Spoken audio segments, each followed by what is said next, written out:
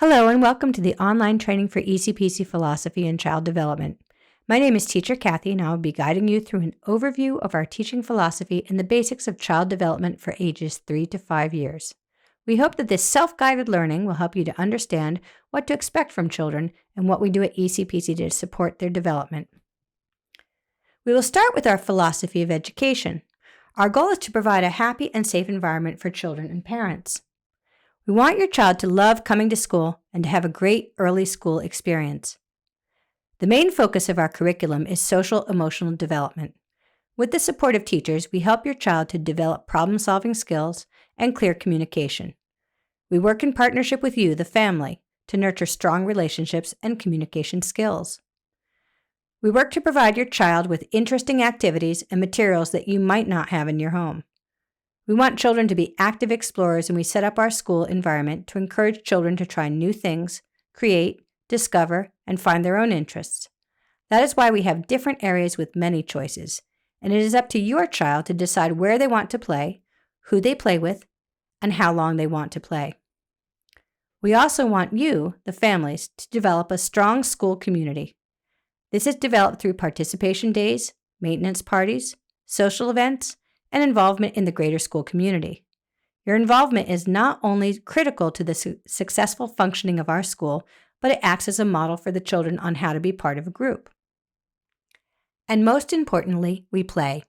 ECPC is a play-based cooperative school, which means we believe that children learn through freely chosen play experiences. We know that all the types of learning happen through play, and we work to create a space that is rich in experiential learning. According to Bev Boz in her book, Tumbling Over the Edge, A Rant for Children's Play, the following are the conditions for growing wiser and gaining self-esteem. The important thing to note is that these conditions all exist together in one place: play.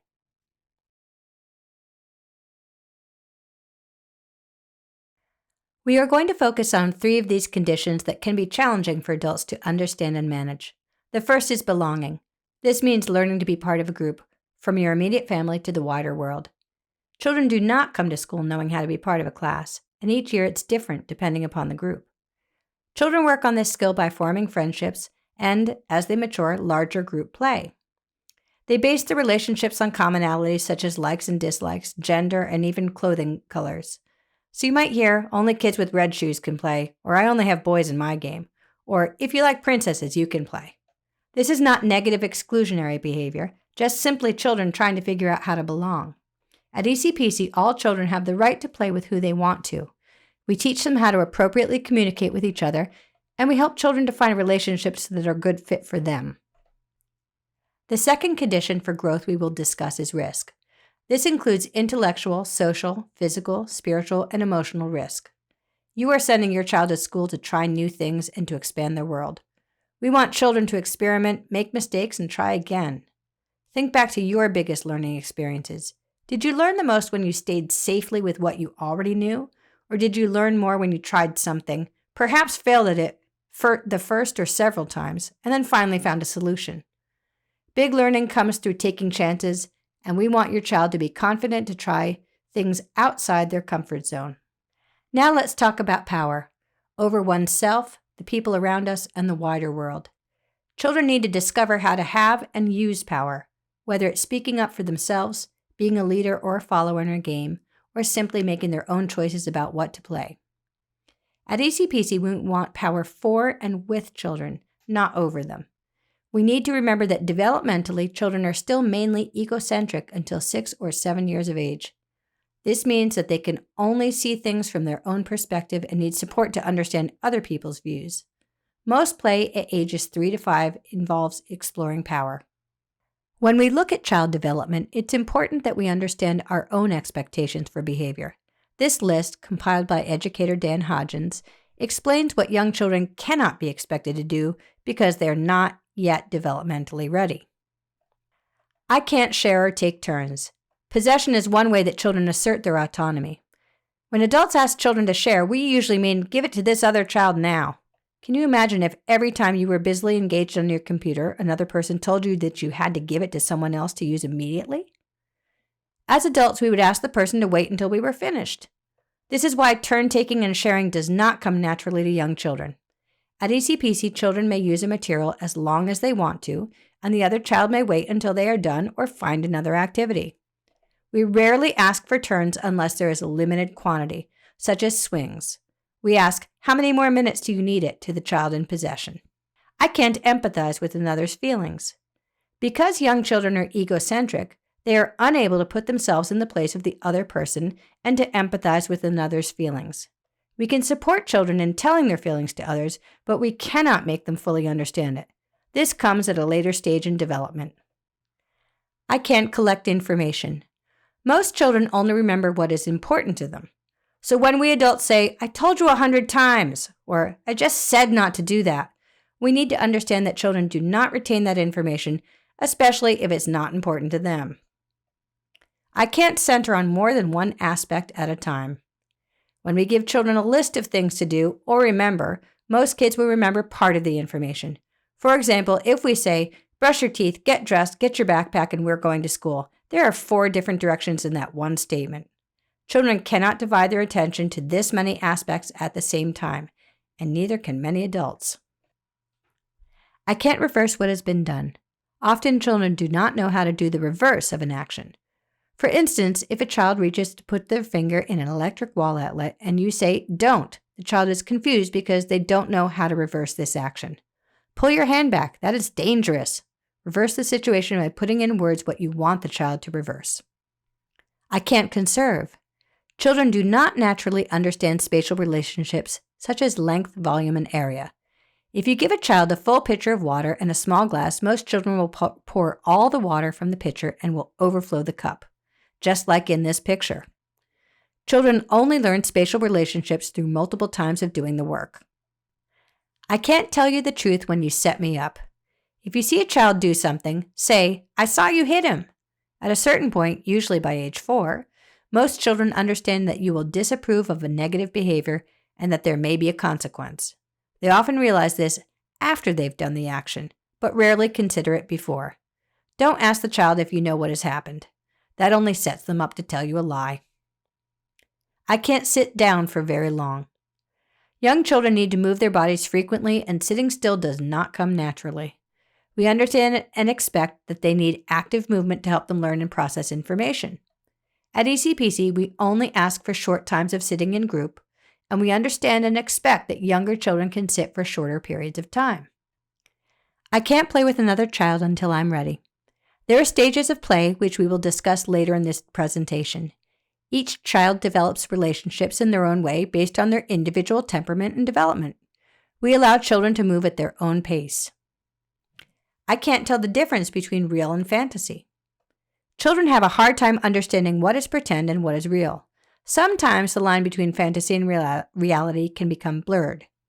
So in times where children are playing a game, such as dinosaurs chasing each other, some children will be having fun until they suddenly become frightened. As adults, we need to watch to see if the game is fun for everyone and if all the children are okay. We often ask, "Is this game fun for you?" or "Do you like this game?" as a way to check in if all the children are consenting to play. I can't express my feelings in words very well. Children resort to physical means of communication because they don't have the words to express their frustration. Even adults find it challenging to speak rationally when we're upset. We can help children communicate by giving them some simple scripted words for when they're struggling. I can't have perspective. The difference between children and adults in emotional development is experience. Adults have been around a lot longer and we're able to compare and contrast situations. For children, this is their first time experiencing anger, sadness, frustration, disappointment, friendships, and the other challenges of life. We need to understand that perspective is only something you can gain with experience. I can't think in terms of right and wrong. Many young children can't think in terms of cause and effect, and they cannot predict the consequences of their actions. This develops over time with a lot of trial and error. In addition, children are egocentric, which means that they cannot see that what they want may not be acceptable for others. For instance, when a child grabs a toy, they are usually only thinking about what they want in that moment. Children develop a moral compass over a long span of time, and it shifts as they gather more information in the wider world. I can't be ready before I'm ready. Children grow at their own rate of development. We adults cannot make a child be ready if they are not. Who is the oldest? Take a look at these children. Who do you think is the oldest child? What clues are you looking for that tell you who is the oldest? The answer is that all 3 of these children are 5 years old. It is important for you to understand that development is individual. Each child grows in their own time and at differing rates. A child's chronological age and their developmental stage might not match. This means that their birth date is not as important a marker as what stages of development they are experiencing. A child's physical size is not always an indicator of their maturity. Many times a child is taller or shorter than their peers, and we adults mistake their size as equal to their development. It is not an accurate measure. Each child will have a unique development. It is important to not compare or judge your child against other children. If you have concerns about your child's development, we teachers can help you to understand your child's individual strengths and weaknesses. Let's take a moment to look at children's play. Just like physical maturation, children undergo several stages of development in play skills. Children may also exhibit more than one stage of play during their day at ECPC. Solitary play is when a child plays alone with little to no interaction with other children. This is often the first and youngest stage of play, but a child may choose solitary play at any point in their development. Parallel play is when 2 or more children are playing next to or near each other, and while they're not fully interacting, they might be noticing or copying some parts of others' play. Onlooker play is when a child chooses to watch others while they play. Many children have this as a primary play style, where they prefer to watch before they choose to join. Associative play is when children are playing with other children, but the game is loosely organized.